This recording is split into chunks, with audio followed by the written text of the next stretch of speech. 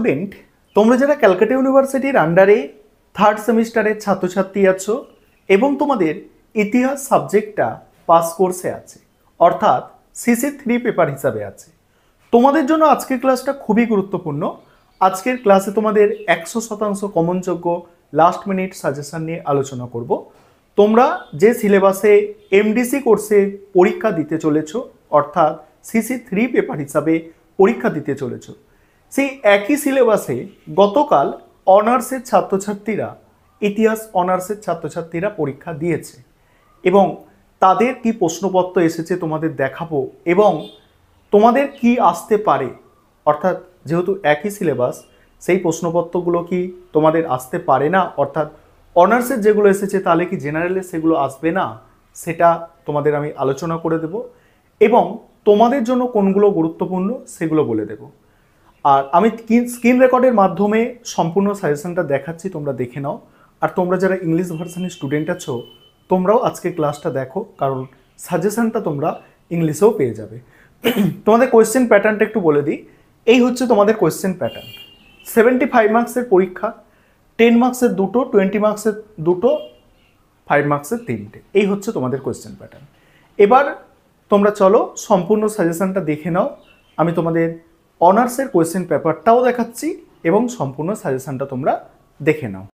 প্রথমে তোমরা অনার্সের কোয়েশ্চেন পেপারটা দেখে নাও, অর্থাৎ তোমরা যে সিলেবাসে পরীক্ষা দিতে চলেছো এই সিলেবাসে অনার্সে কী কী প্রশ্ন এসেছে তোমরা প্রথমে দেখে নাও, তারপর তোমাদের সাজেশনটা নিয়ে আলোচনা করব।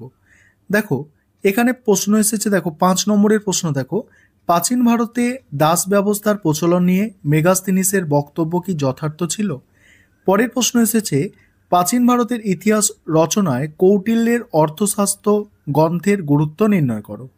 রমিলা থাপর মৌর্য প্রশাসনিক ব্যবস্থাকে কি কি স্তরে বিভক্ত করেছেন? পরে, প্রাচীন ভারতের বর্ণ ও জাতি কি দুটি পৃথক ব্যবস্থা ছিল? নেক্সট হচ্ছে দেখো, শক কর্তব্য রুদ্রদামনের শাসনকালে শক সাতবাহন সংঘর্ষের বিবরণ দাও। নেক্সট এসেছে দেখো, অগ্রহার ব্যবস্থা সম্পর্কে একটি টিকা লেখো। তারপরে কি, তারপরে 20 নম্বরের যে প্রশ্ন দিয়েছে অনার্সে সেগুলো এবারে দেখে নাও। অশোকের ধর্মের রাজনৈতিক দর্শন বা ধর্মের প্রকৃতি, এটা এসেছে। খ্রিস্টীয় প্রথম 3 শতকে রোম ভারত বাণিজ্য সম্পর্কের ওপর একটি নিবন্ধ লেখো, এটা এসেছে। তারপরে এসেছে, সাম্রাজ্য বিজেতা হিসাবে সমুদ্রগুপ্তের কৃতিত্ব মূল্যায়ন করো। নেক্সট, প্রাচীন ভারতে বিজ্ঞান ও চিকিৎসা শাস্ত্রের উৎপত্তি ও অগ্রগতির বিবরণ দাও।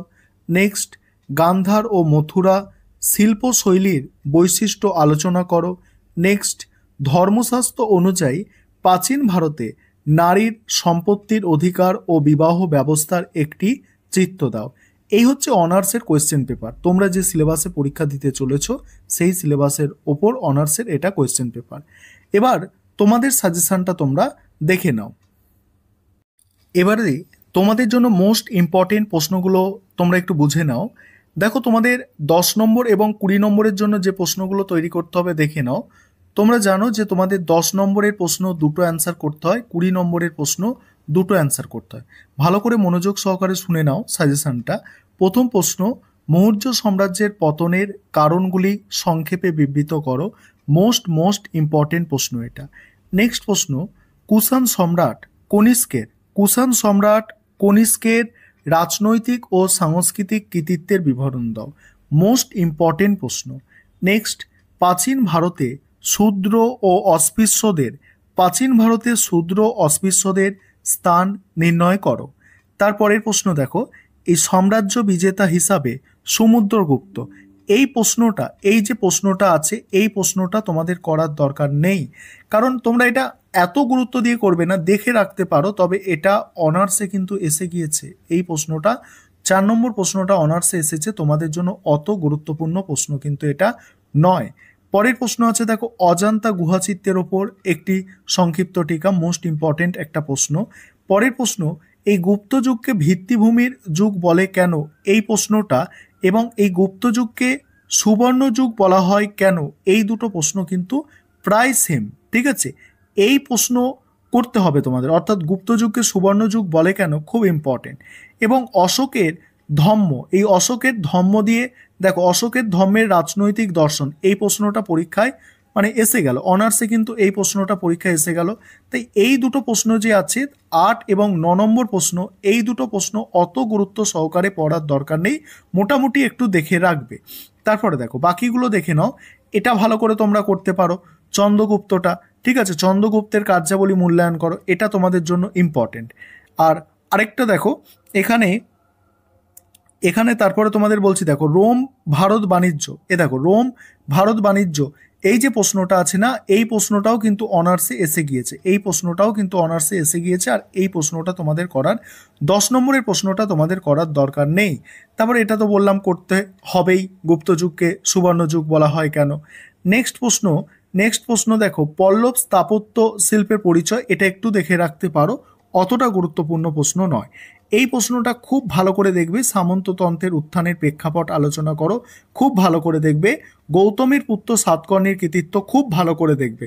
তাহলে ভালো করে তোমরা শোনো যে কি বলছি, কারণ তোমাদের প্রশ্নটা মানে যে সাজেশনটা আগে আমি দিয়েছিলাম, এই সাজেশনটা আগে দিয়েছিলাম, এরপরে অনার্সের পরীক্ষা হলো এই সাজেশনের ওপরে, অর্থাৎ এই সিলেবাসের ওপর, তারপরে কিন্তু তোমাদের জন্য ইম্পর্টেন্ট প্রশ্ন বলে দিচ্ছি, ভালো করে শোনো।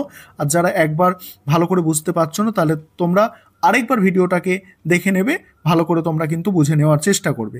এবার 5 নম্বরের প্রশ্ন দেখো, 5 নম্বরের প্রশ্ন দেখো, প্রাচীন ভারতে দাস ব্যবস্থার প্রচলন নিয়ে মেগাস্তিনিসের বক্তব্য, এই যে প্রশ্নটা, এই প্রশ্নটা কিন্তু এই দাস ব্যবস্থার প্রচলন নিয়ে মেগাস্তিনিসের বক্তব্য, এই প্রশ্নটা কিন্তু 5 নম্বরে এসে গিয়েছে। আর 5 নম্বরের প্রশ্ন যেগুলো অনার্সে এসে গিয়েছে তোমাদের রিপিট হবে না, ঠিক আছে, এই প্রশ্ন তোমাদের করতে হবে না, মেগাস্তিনিসের দাস ব্যবস্থা এটা তোমাদের করতে হবে না। তারপরের প্রশ্ন দেখো, পরের প্রশ্ন আছে দেখো, পরের প্রশ্ন আছে তোমাদের দেখো, যে মৌর্য প্রশাসনকে রমিলা থাপর কয় ভাগে ভাগ করেছে, এটা 5 নম্বরের প্রশ্ন এসে গিয়েছে, এই প্রশ্নটাও তোমাদের করার অত দরকার নেই, ঠিক আছে। তারপরের প্রশ্ন দেখো, পরের প্রশ্ন আছে মৌর্য কৃষি ব্যবস্থার উপর সংক্ষিপ্ত টিকা, তোমাদের জন্য এটা কিন্তু মোস্ট ইম্পর্টেন্ট প্রশ্ন, মোস্ট ইম্পর্টেন্ট প্রশ্ন, ভালো করে দেখতে হবে। পরের প্রশ্ন, মৌর্যোত্তর যুগে উত্তর ভারতের নগরায়নের ওপর সংক্ষিপ্ত টিকা, উত্তর ভারতে নগরায়নের ওপর সংক্ষিপ্ত টিকা, মোস্ট ইম্পর্টেন্ট প্রশ্ন, ভালো করে তোমাদের দেখতে হবে।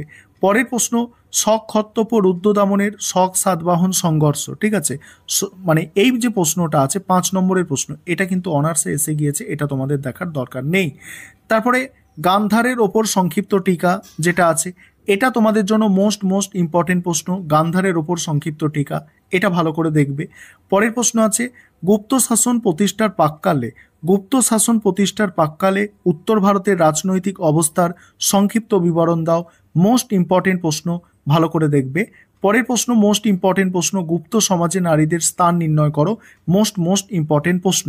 তারপর দেখো এবার বাকি প্রশ্নগুলো তোমরা একটু দেখে নাও, সঙ্গম সাহিত্য ভালো করে দেখবে, গৌতমীর পুত্র সাতকর্ণীর যে কৃতিত্ব, গৌতমীর পুত্র সাতকর্ণীর কৃতিত্ব দেখতে পাচ্ছ প্রশ্নটা, এই প্রশ্নটাও কিন্তু তোমাদের ভালো করে দেখতে হবে। তারপর অগ্রাহার ব্যবস্থা সম্পর্কে টিকা ভালো করে দেখবে। এই হচ্ছে তোমাদের টোটাল সাজেশন, যেগুলো মোস্ট ইম্পর্টেন্ট প্রশ্ন, লাস্ট মিনিট সাজেশন আমি তোমাদের বলে দিলাম। আর তোমরা যারা ইংলিশ ভার্সনের স্টুডেন্ট আছো, তোমরাও সাজেশনটা একটু দেখে নাও, দেখো আমি স্ক্রল করে যাচ্ছি, দেখে নাও।